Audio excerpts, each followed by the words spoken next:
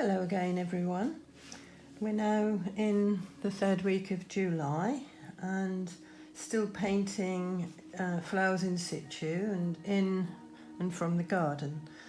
And this week I'm going to be painting a building into my composition, or part of the building, and bringing in a little bit more perspective. And I've tried to include some of the aspects, apart from the flowers, that we've already covered this month, like the pathway, bricks, etc. And I've endeavoured to bring in more perspective, so not only with buildings and shapes and things, but also with distance and colour. As always, it's better to paint a scene that you know, so do try to sit outside to do your initial sketch if you can. If not, try to take your own photos, which I've actually done a bit of both today because I can't really sit outside and do the video. And so that you will then at least have some memory of your subject and you can refer to it in your head as you paint. But last resort, if you don't have anything suitable that you can actually do any of those things with, there's always pixabay.com. Right, okay, so I'll show you what I'm going to do. I obviously can't give you all the colours that I'm going to use because it'll be pointless insofar as you'll probably be using different colours using a different situation to me. But this is actually the scene that I'm going to paint, partly. I shall be adding things and taking things away to make it a better composition. And that's the little cottage next door, which I can't actually sit out there at the moment and paint because, in fact, there's somebody in there. But I like it because there's the pathway, as I said, that we've covered before. There's a little bit of brickwork, there's the sky, and a nice simple part of a building. And so I'll probably keep quite a lot of that white. And what I want to do is create as much distance as I can. This week, a technique that I haven't used very much over the last few weeks is masking fluid. So I have in fact used drawing gum, I should call it. And I like this one because it's blue and it lasts longer. It doesn't go thick like some of the others. And I've placed it everywhere that I want to reserve some lights and whites. So I'm going to start with the sky as always.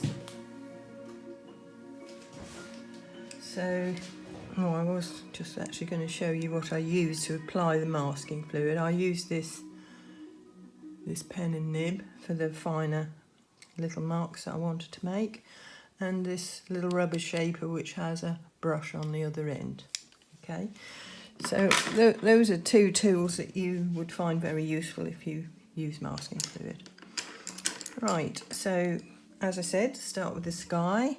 So I'm going to actually dampen the sky, but what I've actually got in front of the sky is in fact some greenery. There's part of a tree that's coming into the side of the picture there, obliterating part of the sky, and actually also I want to try to make it go over part of the building as well to create perspective. Okay, so where I've got leaves and things to put in the tree, I'm actually going to put sky colours there so that if there are gaps between the leaves and things, the sky will show through, which is going to look better than white paper. As always, the sky needs to be deeper at the top of your page because that's the area above your head, so that we're actually creating some perspective in colour as well in that sky. But another little tip here, because I've got the edge of my building here, if I pop that piece of paper there, that's acting as a shield. Right, I'm just actually going to make it a little bit lighter behind the leaves, which will just make my life a little bit easier when I actually come to painting those in. Leaving a little bit of light here for some cloud. So that acted as a shield, which helps me to get my sky colour right up to the edge of the building, the rooftop. So just bear that in mind, because otherwise it's a little difficult not to allow your sky colour to just bleed over the top, where you might want to leave some whites or something. So there we go, that's the sky put in. There's only a small part of it showing.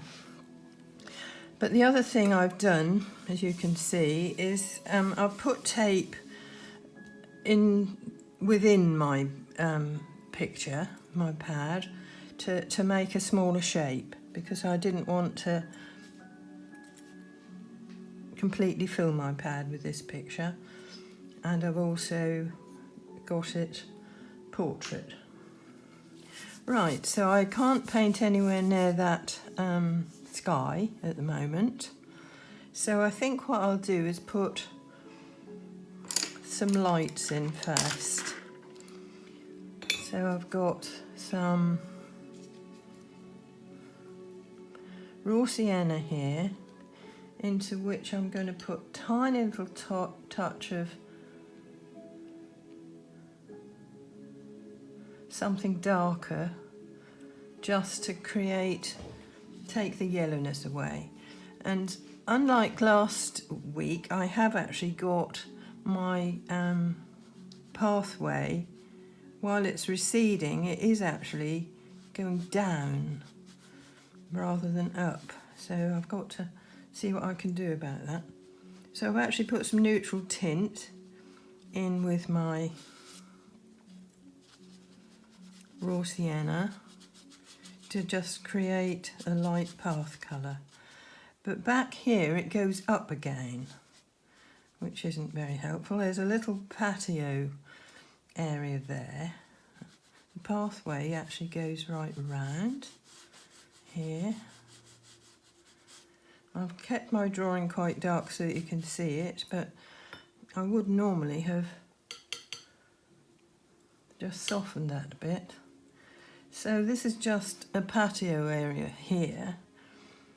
So if I make it darker, hopefully at the base of it,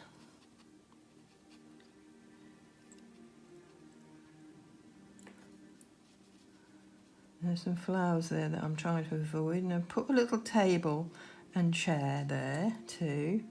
Anything that you can put in the distance in a small way like that is going to help to create a good sense of distance. So with that getting lighter up towards the door, see what I mean? This actually raises. Hopefully that now looks, or it will look when it's dry, just as if it's going up towards the house. And I'll put a bit more work in the pathway in a bit. So what I think I'll do now is to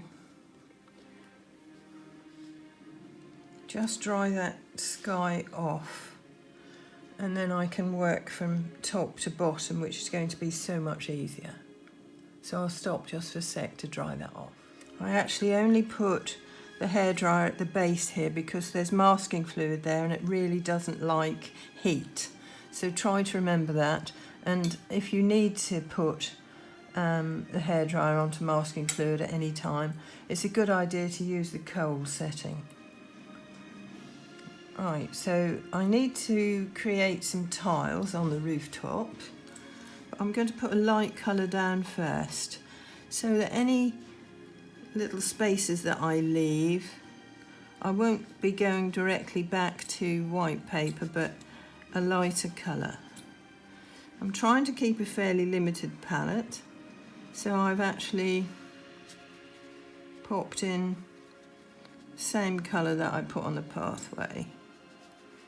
And I'm not going to paint every tile because that would just bring everything forward and I'll lose my sense of distance. So let's see how that goes. Right.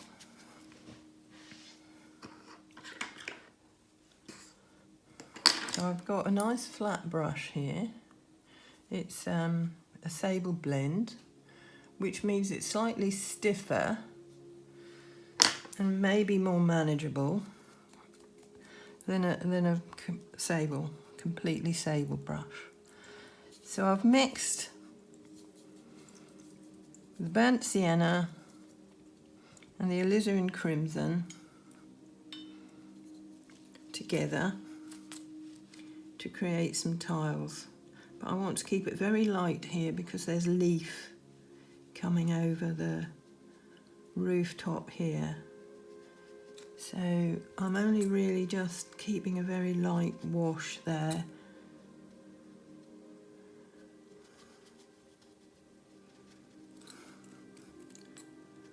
Dropping a little bit of water back on there too, to just give a bit of texture.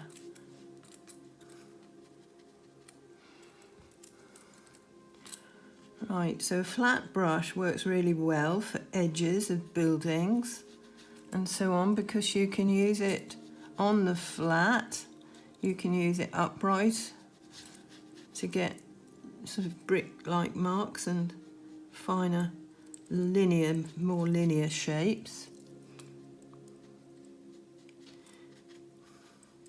But I'm just putting a wash down first before creating some little loose shapes to create the tiles.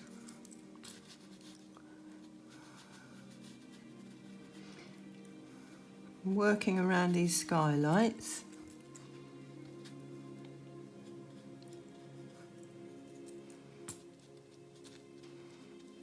See, the stronger the colour, the further forward it's going to come and you'll lose that sense of distance. If you've got tape around, go right up to the tape if you want to create a nice shape.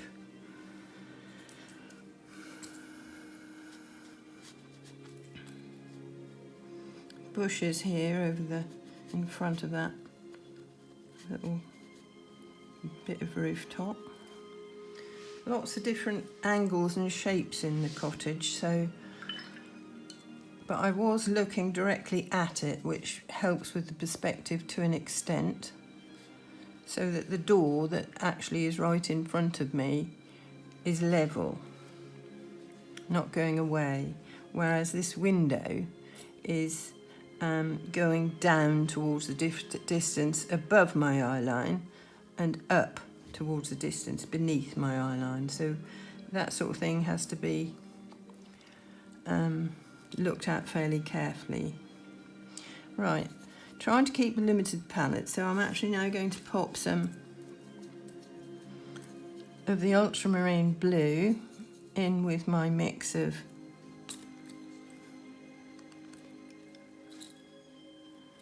terracotta colour, just to create some shapes in this rooftop.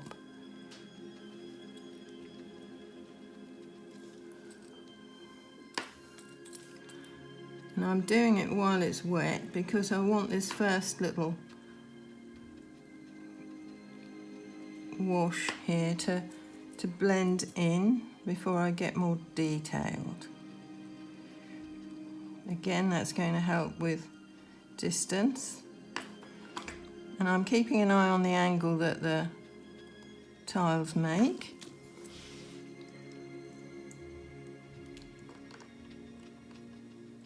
And you don't have to make these same marks everywhere. Just indicate here and there what you're seeing in a distant fashion.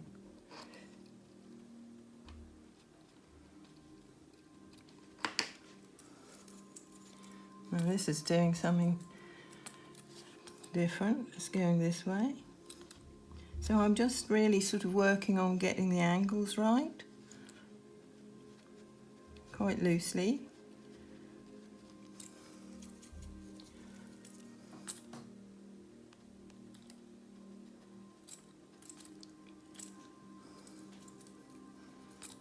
It's dark under here.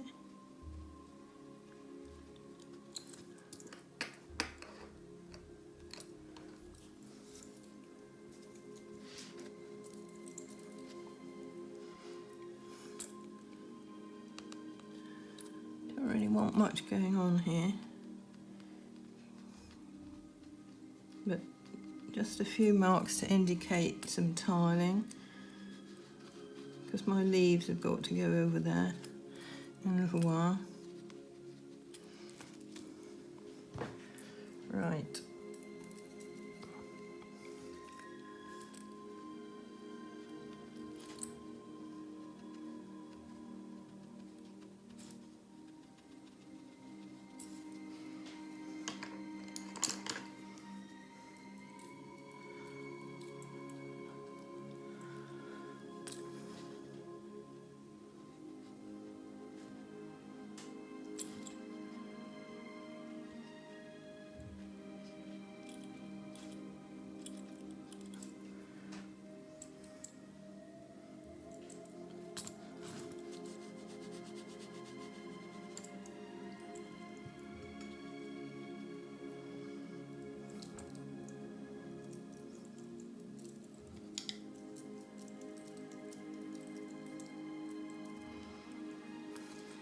Now I need some tiny little marks just to create some texture, to indicate some tiling without getting very detailed with it. And you can't judge anything like this until it's finished.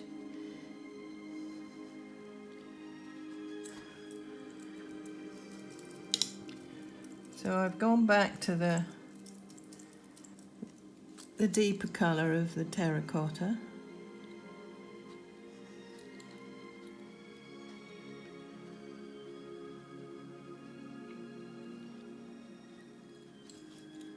And as always, I'm trying to create some variation.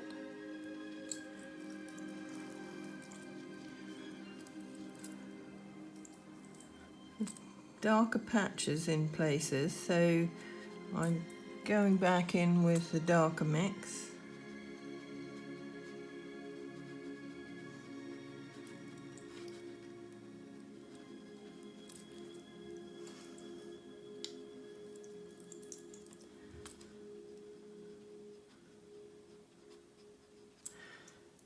So don't let your brain take over and start putting in marks that you know. When you know the particular shape of something, sometimes you allow your brain to take over and you start putting in those shapes without thinking. So concentrate all the time and remember that you're looking for perspective, you're trying to get distance. Another dark patch here. So they're very old tiles, so they're all looking, each one different to the next.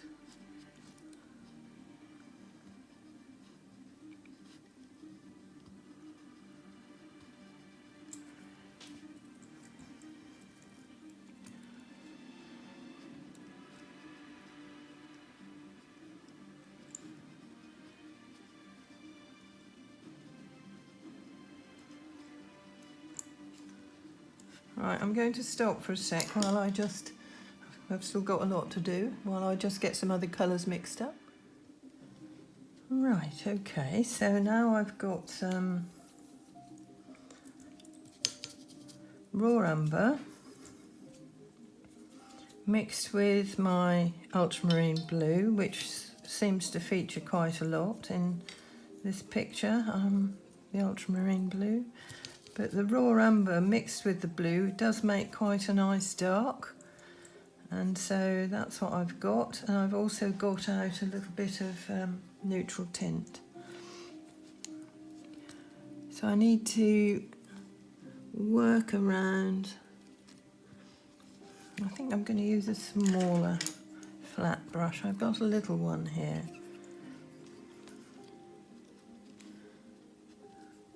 For working around the windows and various other places, which are taking on different shapes because of the angle that I can see that I'm sitting at.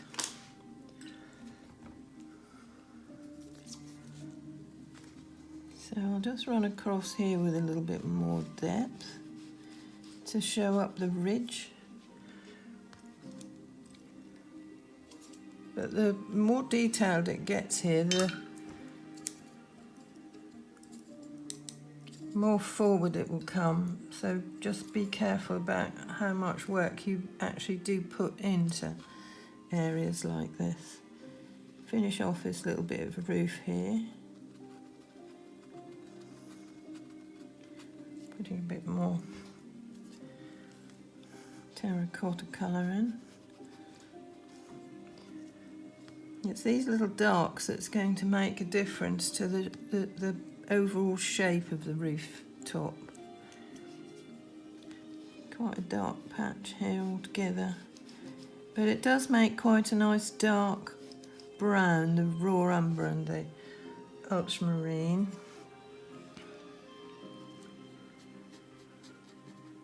So I can bring angles back with this little flat brush. There's some brickwork going on in here which I can't really see terribly well, so I'm just dotting in some texture. Good.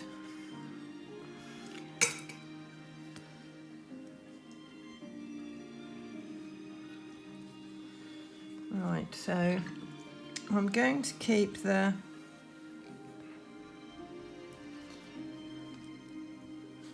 house looking quite white apart from putting the shadows in. There's part of a brick wall here, so that's going away from me, down towards the distance. So just dropping in some texture there. Old bricks which have got lots of different colours in. Same with this. This is a similar wall, but it's a bit nearer, so it's larger. So you've got to look out for bits of perspective when you're painting in the garden, while at the same time trying not to get too heavy with it all. So just going to drop a little bit of raw sienna on the top of the wall.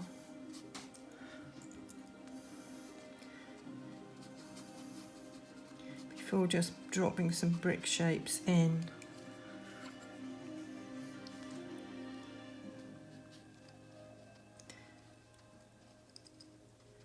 Can't see anything very definite, so keeping it quite simple. Right. So there's lots of greenery to put in and around here. So let's see now about putting some window shapes in. So again, I can use my flat brushes.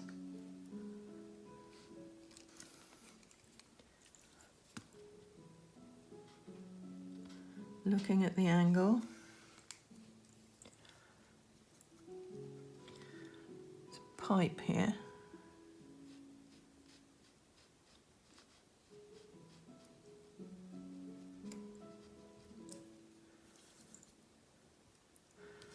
So trying to vary that colour a bit.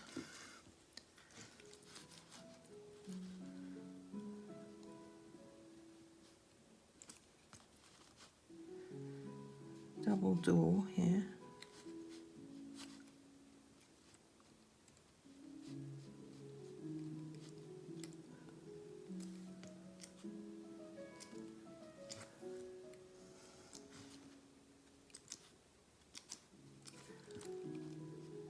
So this, using a flat brush in this way, it kind of encourages you not to touch too heavily. I'll put the glass in after a bit.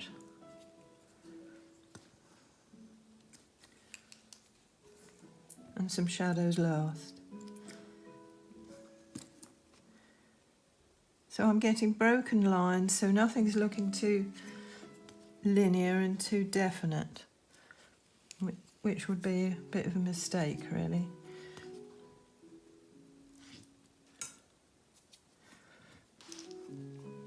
There's another pipe here.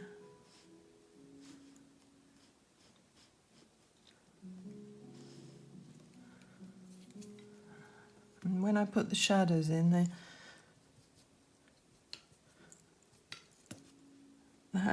the angles of the house will show up more. You can only see part of a window there. So it goes quite a long way across. So there we go.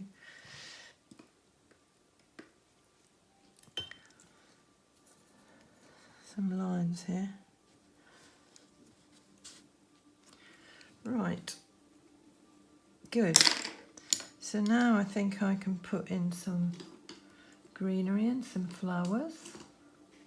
This might end up being quite a long video actually, but I'll probably have to stop again in a minute. There are some geraniums outside the door here, so I'm just going to, a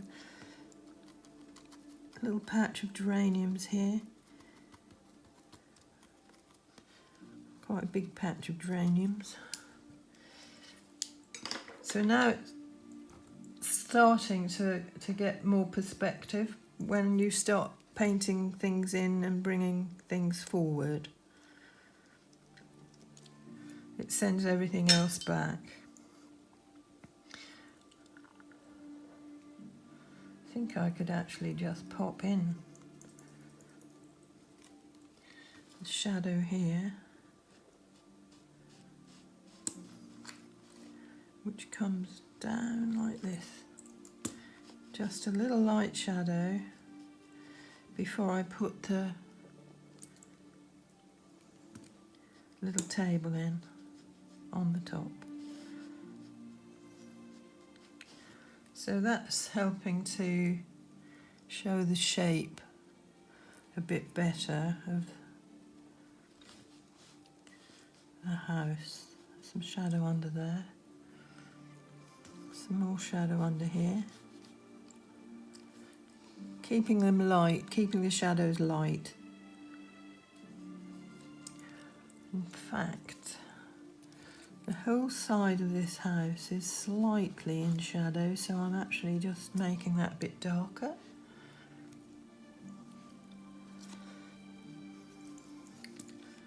Some woodwork here and some shadow underneath it.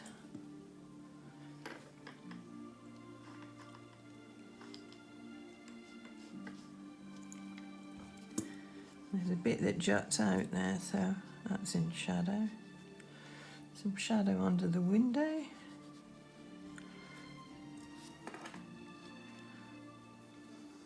I wasn't very careful with that, so I'll just bring that down a bit and dab it.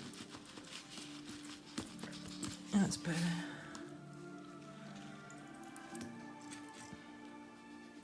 Shadow under there.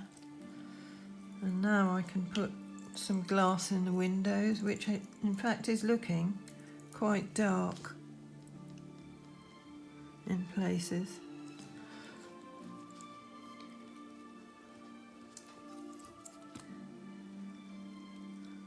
I'm using a fat brush because it'll stop me from fiddling. And it'll keep wet for longer.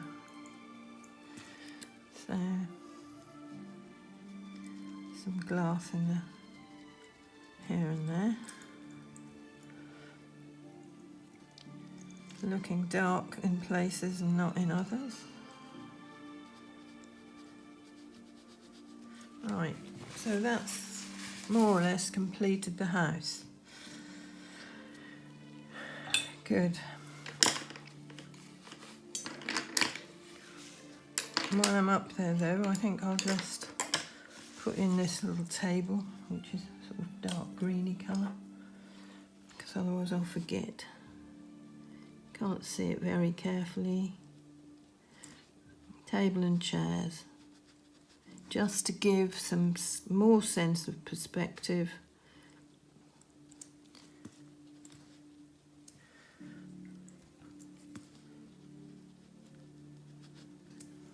Right. So now I'll quickly pop some greenery in and come a bit further forward with it.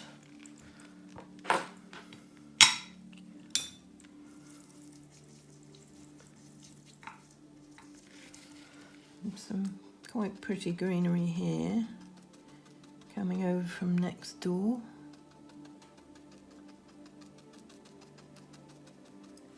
So again, I could use a shield.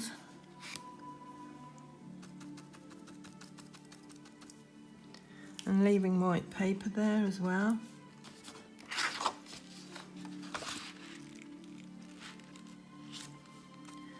Get slightly darker here, so just try to vary the greens using the greens that I gave you last week.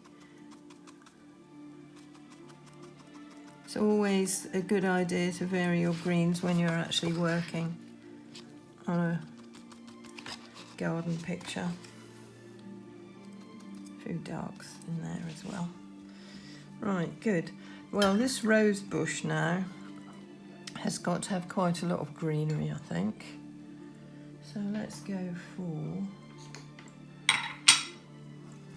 something a little bit lighter and brighter, because we're coming closer to the foreground. Lots of blue in the background. And don't forget you can use cling film on the top of your greenery if you find it's going to be helpful. Leaving white. But make sure you go over any masking fluid that you've actually popped on there, because otherwise you're not going to show up the shapes that you originally planned for.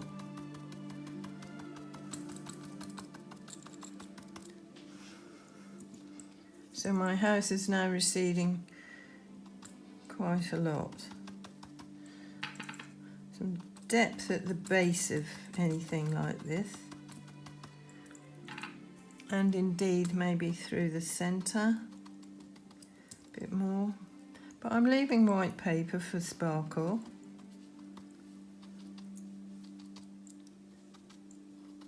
Letting some of the branches stray so that I don't end up with a sort of ball shape. But actually here I've got a bush of fuchsias, so I'm going to get some colour in here now. I haven't masked those off, but I'm actually just going to drop in some, can't see it very carefully, very easily I mean, because they're tiny and it's distant.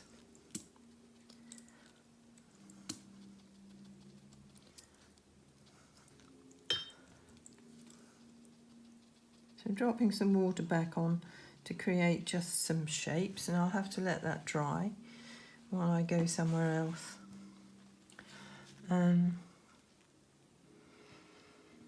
Right.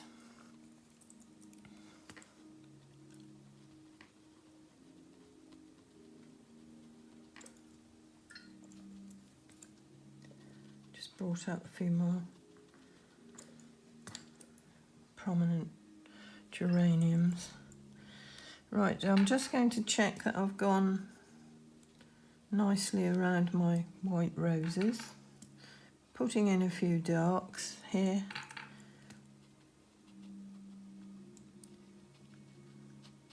so that I'm not too disappointed when I take the masking off. You do have to be very careful about the way you apply masking fluid. It can end up looking not so good if you're not careful, and you end up having to fix it up, and then you start overworking. So I'm just running a few darks through there with my round brush. Good. I'm going to stop, wait for some of these bits and pieces to dry, and then I'll do a little bit more. Okay, I just wanted that little area there to dry before putting some nice dark green in here, in contrast to the light colour in the rose bush.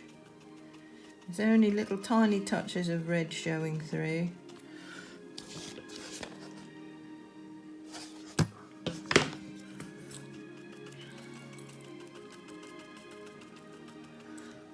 And I've also masked off a few branches that are coming in from the side and also in the rose bush. So you will actually see some light coming back in when I take that off. Again, I'm trying not to make too uniform a shape here.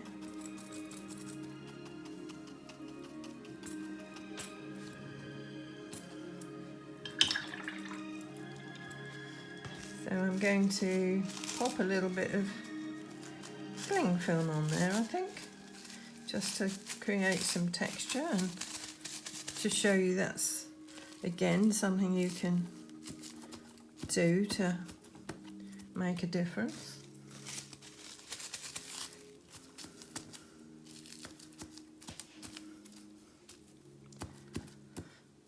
And then I have a little patch of daisies here. So let's see what we can do there. I've superimposed those from another area of the garden. So I've kind of made this up a little bit. And that's something you can do. If you see something else in your garden that you like to put in your picture, then don't hesitate.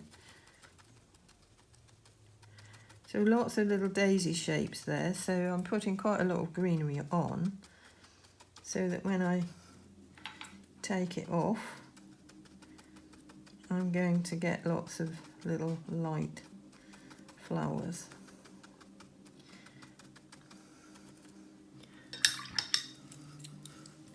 So maybe again, a little bit of cling film on there, just to create texture and nice branch shapes. Now you may be wondering why I've got these out. Well, what I've done here, and you probably can't see it too well with my drawing, I've actually got some seed heads, some poppy seed heads there that I've put in the foreground along with some grasses along the front to help again with perspective. So with my, what shall I use? I'll use, I think, ultramarine blue again and aureolin, because they have quite a lot of blue in them, just to paint these little poppy seed heads.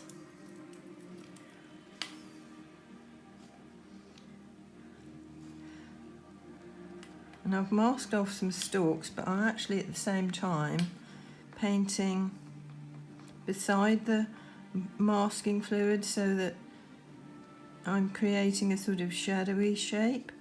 I'm not going to be very detailed with them, but I'll do a few before stopping to paint the rest. But just to show what they are, I've actually got a couple of little poppies that are still blooming here. So lightly putting these in.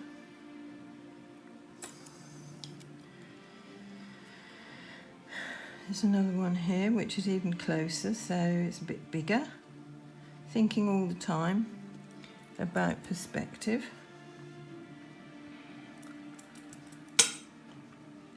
Dropping some water on.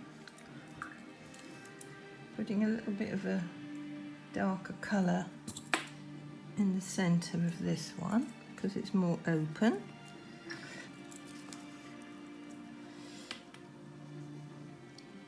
trying to vary the tones of them. And they have a little lighter top. Look nice, just looking nice against the purple. So I'm going to stop and finish off the poppies. Okay, getting there. Finished off the seed heads. Now I just need to put a little bit of greenery in this corner, which I hope is going to come down over part of the building to create some texture, but I can some distance. But I'm going to create some texture on the top of my paint to just bring in darks and lights and just paint quite simply some leaf shapes, which I can't see very precisely, but they're larger than, because they're nearer, larger than, for instance, some of the bushes that are closer to the house. These are supposed to indicate the fact that these are in the front of the picture. So again, vary your greens a bit. And I'm just using a round brush that's got a good point, so I can kind of indicate leaf shapes. And I'll thread a few branches through in a minute. Dropping that water back on makes such a nice loose effect.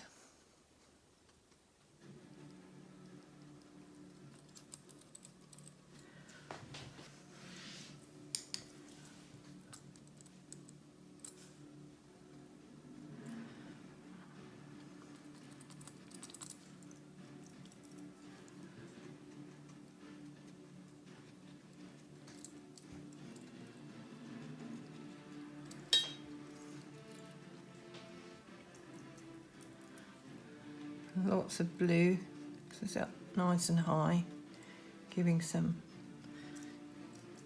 distance.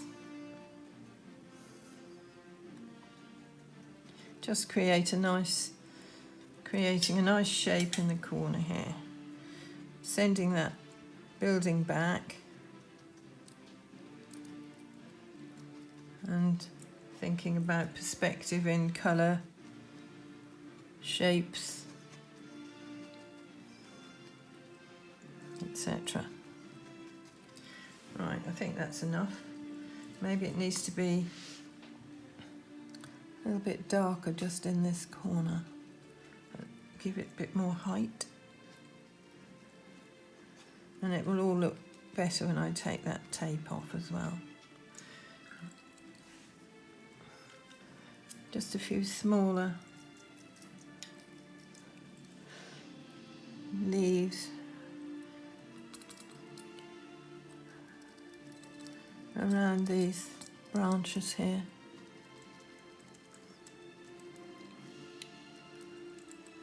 And bringing them down over the house a bit.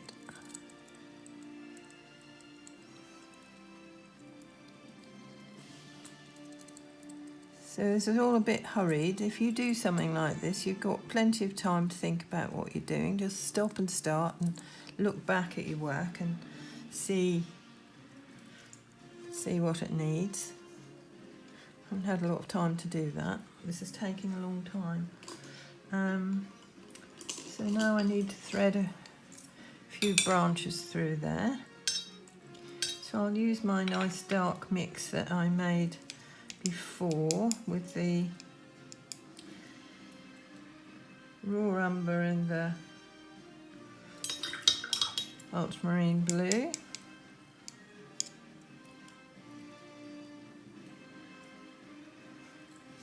Not too wet a brush because it's got to make particular marks, hasn't it? Just thread a few branches through. looking forward to seeing what happens when I take the masking off. You never know.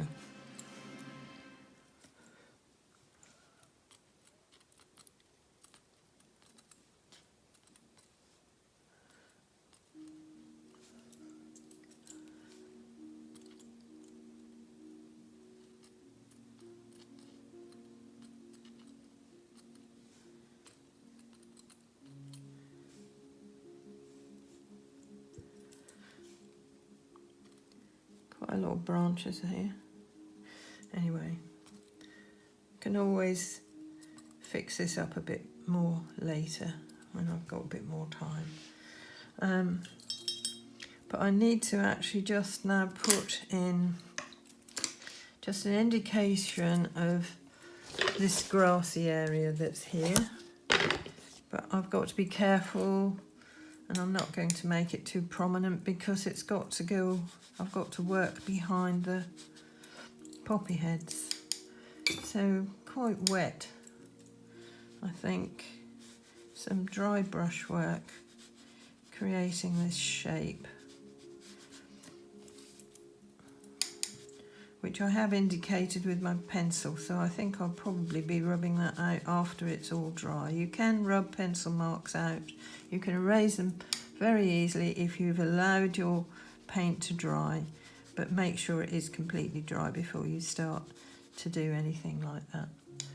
Right, it's got some dried patches in the grass, so that kind of helps to bring in another colour. Fine. Right.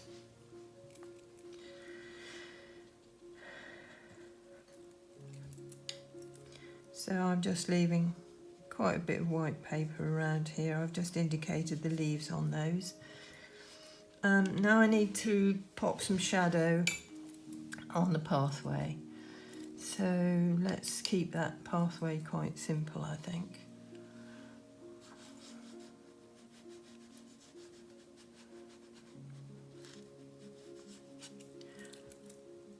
But these horizontal marks will help to create the right angle for your pathway.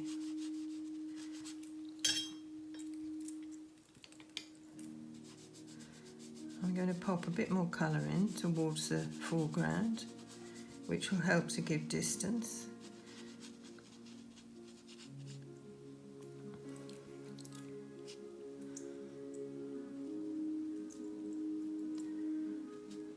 I can actually see a really lovely shadow here, so look out for little cast shadows like that that are created by the leaves on the bushes and trees and things. So that helps to give a little bit of interest there. I'm not going to try to paint the gravel because it's going to get too busy. Now I need to let this dry because I think the next thing I need to do is just to take off the masking and see what we've got behind it. Okay, I think that's about all I can do. It's all a bit hurried, but I think you hopefully can see what I'm trying to achieve here, to give a sense of a lot of distance and perspective in an area of the garden. I'm just going back now and just putting a little bit of shadow in those white roses, which you can't see too clearly, they're just white shapes. Okay, so try to keep it simple, try to create a nice sense of distance in your picture this week, maybe indicating some of the things that we've been working on throughout the month, brickwork and so on, but maybe you could try just a part of a building or something. So that's that one, and putting things in the foreground in a larger way always helps with the sending everything else back and creating distance. There's another one I did for class earlier in the week, and I created my own pathway, which wasn't this is just lawn area here, but I superimposed these hollyhocks in the front and made some smaller ones at the back to give a sense of distance. And again, the tree is helping to send the hut back. And I've just created a sort of pathway shape. So maybe, you know, if you haven't got a pathway to look at, you can just create your own by just leaving a pathway sort of shape. Okay, so that's all for this week. Next week I'm undecided at the moment, but I quite fancy either painting some pots with some flowers in, which are looking quite good at the moment, or just painting, closing in on a selection of flowers or a flower. I'll see, but it's going to be from the garden again. So have a good week, and I'll look forward to seeing your pictures again. Take care. Bye-bye.